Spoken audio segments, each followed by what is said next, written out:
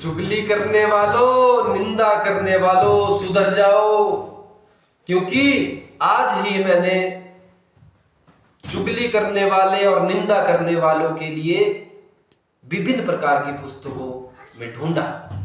और क्या वो कहते हैं वो मैं आपको भी बताऊंगा। मनुस्मृति क्या कहती है निंदा करने वालों के लिए, तुलसीदास जी क्या कहते हैं, रामचरितमानस में कबीरदास जी क्या कहते हैं, महाभारत क्या कहती है। ये सभी का निचोड़ एक ही है कि चुगली करने वाले और निंदा करने वालों का असर ठीक नहीं होता, क्योंकि उन्हीं की वजह से बातों का बतंगड़ बनता है। और आज यदि कोई होगा ऐसा कोई सुनने वाला तो मुझे अनफॉलो भी कर सकता है, पर ध्यान से सुनिए। सबसे पहले जो मैंने संकलन इकट्ठा किया है उसमें सबसे पहले मनुस्मृति क्या कहती है कि यो अन्यस्य रहसि श्रुत्वा गृहीत्वा च परस्य च भाषते सदा लोके तम विद्यात पाप कर्मण। अर्थात जो व्यक्ति किसी का राज सुनकर दूसरों को फैलाता रहता है, उसमें मिर्च मसाला फैला करके लगा करके उसे पापी कर्म का दर्जा दिया जाता है और उसकी गति पाप कर्मों में ही लिप्त होती है। अब कबीर जी क्या कहते हैं, कबीर जी तो दोहे के माध्यम से कहते हैं पर भूषण पर धन हरे और निंदा करे, ऐसे नर नरक में जाए जन्म जन्म दुख भरे।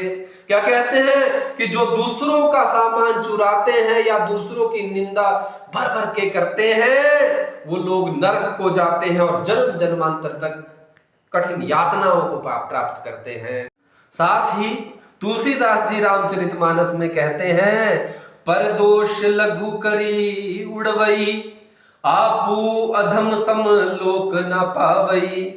जो दूसरों के छोटे छोटे दोषों को बड़ा बना करके फैलाते हैं उससे नीच पुरुष कोई नहीं हो सकता। वो नीचों की श्रेणी में आते हैं, पापियों की श्रेणी में आते हैं और पापियों का तो एक ही हश्र होता है।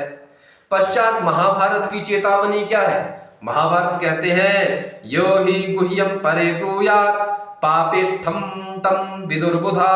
अर्थात जो दूसरों के गुप्त दोष या रहस्य प्रकट करता है वो पापी होते हैं और अधम श्रेणी को प्राप्त होते हैं। इसीलिए ये आप मुझे पता है कि जो मुझे देखते हैं वो कोई भी ऐसा नहीं है, परंतु आप इसे शेयर करें। आपके तो कोई होंगे आगे ऐसे, कोई तो निकलेगा। ऐसा तो नहीं हो सकता कि हमारा कलयुग बिल्कुल ही शांति प्रिय चला है, बहुत ही अच्छा चला है।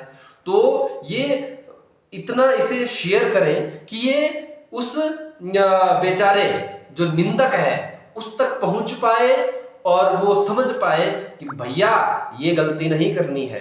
तो जय श्री राधे।